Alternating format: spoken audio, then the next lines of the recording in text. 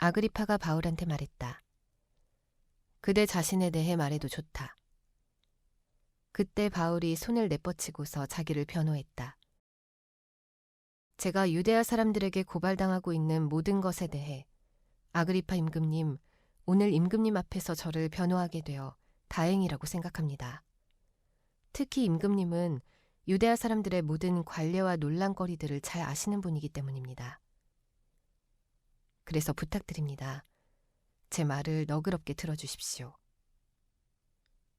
저의 젊은 시절부터, 처음부터 저의 결의 가운데서 또 예루살렘에서 제가 어떻게 살았는지를 유대아 사람 모두가 알고 있습니다.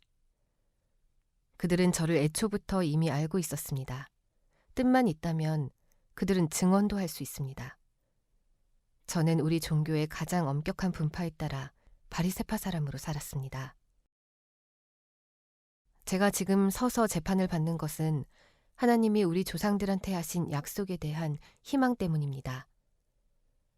우리 12지파는 간절하게 밤낮으로 하나님을 섬기면서 그 약속이 실제로 이루어지기를 희망하고 있습니다. 바로 그 희망과 관련해서 제가 유대아 사람들에게 고발당하고 있습니다, 임금님.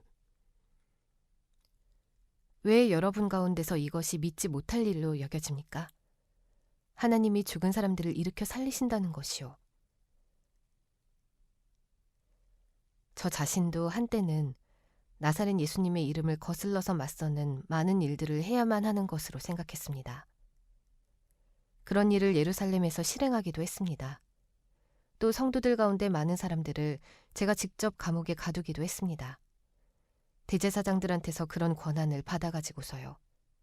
또 그들을 처형할 때 찬성표를 던졌습니다. 회당마다 다 찾아다니며 여러 차례 그들을 처벌했습니다. 그러면서 억지로 하나님 모독하는 말을 하게 했습니다. 또 심하게 분개해서 그들을 박해했습니다. 심지어 외국 도시들까지 가서요. 그러던 중에 제가 대제사장들한테서 권한과 허락을 받아가지고 다마스쿠스로 가고 있었습니다. 한낮에 길을 가던 중에 임금님, 하늘에서 햇빛보다 밝은 빛이 저와 제 일행을 둘러 비추는 것을 보았습니다. 우리는 모두 땅에 고꾸라졌습니다. 그때 제가 저한테 히브리 말로 말하는 목소리를 들었습니다. 사울아, 사울아, 왜 나를 박해하느냐? 뾰족 막대기에다 발길질하는 것은 너에게 힘든 일이다. 제가 말했습니다. 당신은 누구십니까, 주님? 그러자 주님이 말씀하셨습니다. 나는 바로 네가 박해하는 예수다.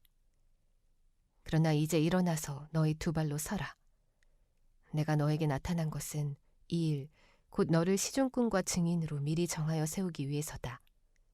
그 일들과 관련해서 네가 나를 보았고 또 내가 너에게 나타나 보일 것이다.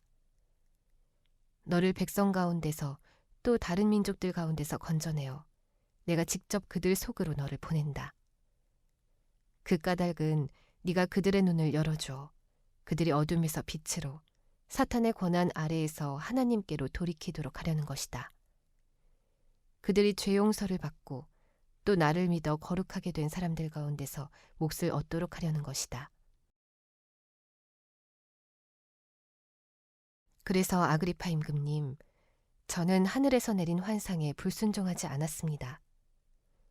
먼저는 다마스쿠스와 예루살렘에 있는 사람들에게 또 온 유대아 지역에 그리고 다른 민족들에게 널리 알렸습니다. 회개하고 하나님께로 돌아와서 회개에 어울리는 일들을 하라고요. 이런 일들 때문에 유대아 사람들이 저를 성전에 서 있을 때 붙잡았습니다. 그러고는 손을 써서 저를 없애려고 애쓰고 있었습니다. 그렇지만 하나님의 돌보심이 있어서 제가 이날까지 이렇게 서서 보잘것없는 사람에게도 잘난 사람에게도 증언하고 있습니다. 제가 말한 것은 예언자들이 머지않아 일어나리라고 말한 것들 뿐입니다. 모세도 말한 것들이죠. 그리스도님이 고난당하셔야 한다는 것입니다. 죽은 사람들 가운데서 부활하신 첫 번째 사람이 되셔서 백성과 다른 민족들에게 빛을 널리 퍼뜨리실 거라는 것입니다. 바울이 이런 말로 자기를 변호를 할 때 베스도가 큰 소리로 말한다. 그대가 미쳤구나, 바울. 많은 학문이 그대를 미치게 하는구나. 그러자 바울이 저는 미친 것이 아닙니다, 존귀하신 베스도님. 하고 말을 이어간다. 저는 참되고 마땅한 말을 내놓고 있습니다. 이런 것들에 대해 임금님은 익히 알고 계시니까 임금님께는 저도 거리낌 없이 말씀드립니다. 임금님이 이런 것들을 하나라도 놓치실 거라고는 전혀 생각지 않기 때문입니다. 이것은 한 구석에서 된 일이 아니니까요. 예언자들을 믿으십니까, 아그리파 임금님? 믿으시는 줄 압니다. 그러자 아그리파가 바울한테 말한다. 네가 잠깐 사이에 나를 설득해서 그리스도인으로 만들려고 하는구나. 바울이 말한다. 저는 하나님께 기도할 수 있습니다. 잠깐 사이에든 한참 뒤에든 임금님뿐만 아니라 오늘 제 말을 듣는 사람들이 모두 저 자신과 같이 되게 해달라고요. 이렇게 묶여있는 것 말고는요. 그러자 임금과 총독과 베르니케와 또 그들과 함께 앉아있던 사람들이 일어났다. 그리고 물러나서 서로 이야기를 나누었다. 그들은 말했다. 사형이나 투옥을 당할 만한 일은 이 사람이 전혀 조금도 하고 있지 않다. 아그리파가 베스도에게 말했다. 이 사람을 풀어줘도 될 뻔했습니다. 카이사르님께 호소하지만 않았다면요.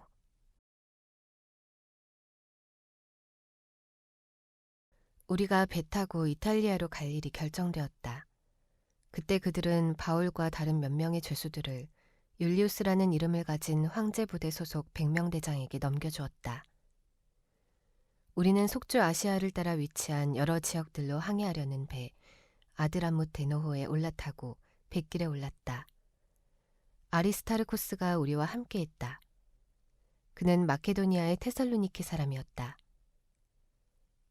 이튿날 우리는 시돈 항구에 닿았다.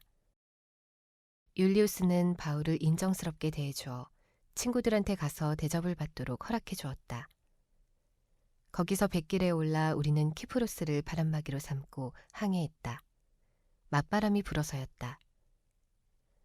길리기아와 팜필리아 연안의 앞바다를 거쳐 항해하여 니케아의 무라 항구에 이르렀다. 거기서 백명대장이 이탈리아로 가는 알렉산드리아 배를 만나서 우리를 그 배에 태웠다. 우리는 꽤 여러 날 동안 느릿느릿 항해해서 가까스로 크니도스 앞에 다다랐다.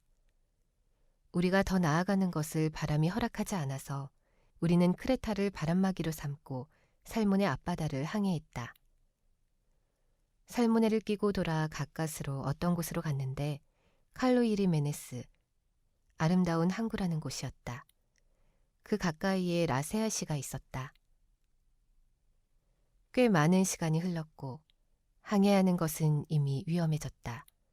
금식 기간도 이미 지나가 버렸기 때문이다. 그래서 바울이 권고했다. 그들에게 이렇게 말했다.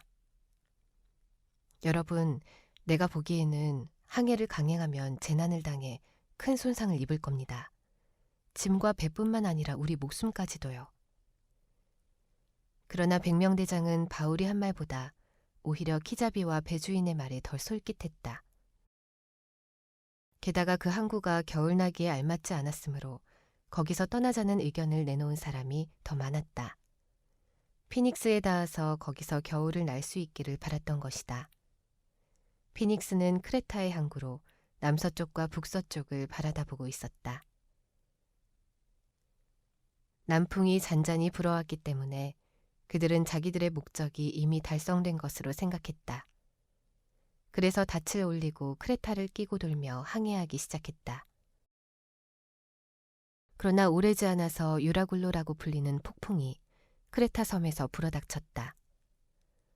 배가 바람에 휩쓸렸고 바람을 거슬러 항해할 수 없었다. 그래서 우리는 포기하고 떠밀려 갔다. 그러다가 가우다라고 불리는 어떤 작은 섬을 바람막이 삼아 달렸고 우리는 딸려있는 작은 배를 가까스로 제어할 수 있었다. 선원들은 작은 배를 끌어올린 뒤에 밧줄을 사용해서 배를 단단히 둘러묶었다. 시르티스 모래톱에 떨어져 박히지나 않을까 두려워해서 그들은 항해 장비를 내리고 떠밀려 다녔다. 우리는 폭풍에 심하게 시달리고 있었다.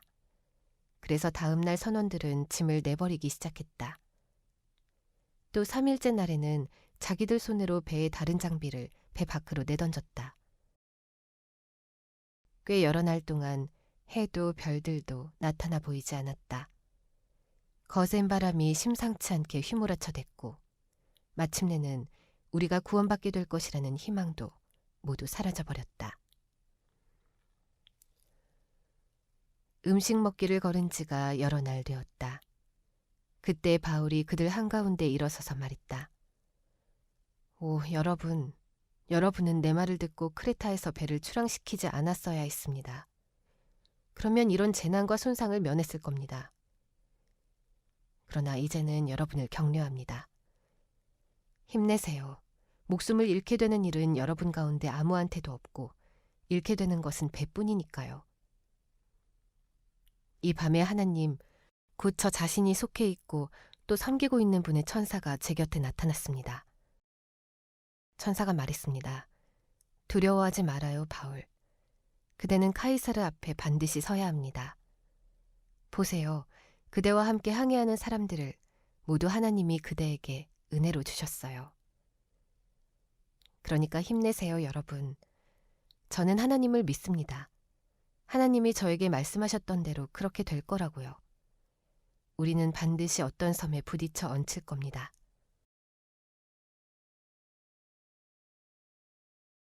14일째 밤이 되었을 때 우리는 아직 안드리아 바다에서 이리저리 떠밀려 다니고 있었다. 한밤중쯤에 뱃사람들이 미루어 짐작하기로는 어떤 육지가 그들과 가까워지고 있는 듯했다. 물의 깊이를 재어보니 37m쯤이었다. 조금 떨어져서 다시 물의 깊이를 재어보니 28m쯤이었다.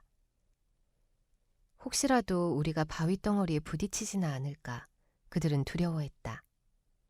그래서 그들은 배 뒤쪽에서 4개의 닻을 내리고서 날이 밝기를 빌고 있었다. 뱃사람들은 배에서 달아나려고 했다. 그들은 배의 앞쪽에서 닻을 늘어뜨리는 척하면서 작은 배를 바다에 내렸다. 그러자 바울이 백명대장과 병사들에게 말했다. 이 사람들이 배 안에 머물러 있지 않으면 여러분 자신들도 구원받을 수 없습니다. 그때 병사들이 작은 배의 줄을 잘라서 그 작은 배가 떨어져 나가게 했다. 날이 밝아올 즈음까지 바울은 모든 사람들을 권유하여 음식을 나눠 먹게 했다. 그러면서 말했다. 오늘이 14일째 날입니다. 여러분이 음식 먹기를 거른 채 초조하게 기다리며 아무 음식에도 손을 대지 않고 버틴 지가요. 그래서 여러분에게 권유합니다. 음식을 나눠 먹도록 하세요. 이것이 여러분의 구원을 위한 일이기 때문입니다.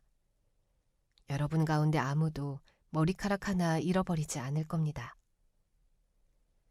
이런 말을 하고서 바울은 빵을 들고 모두가 보는 앞에서 하나님께 감사드렸다. 그리고 떼어서 먹기 시작했다. 그러자 모두가 용기를 얻어서 그들도 음식에 손을 대었다. 배 안에 있는 우리는 모두 276명이었다. 음식을 배불리 먹은 뒤에 그들은 식량을 바다로 던져버려서 배를 가볍게 했다. 날이 밝았을 때 뱃사람들은 그 땅이 어떤 땅인지 알아내지 못했지만 해변이 있는 어떤 항만을 알아보았다.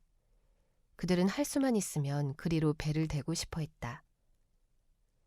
닷줄을 끊어 닻을 바다에 내버리고 동시에 키를 묶은 줄을 늦추었다. 그리고 앞돛을 끌어올리고서 부드럽게 부는 바람에 맞추어 해안으로 나아갔다. 바다 쪽으로 튀어나와 양쪽에서 물살을 맞는 곳에 부딪혀 들어가 거기에 배가 얹히게 했다.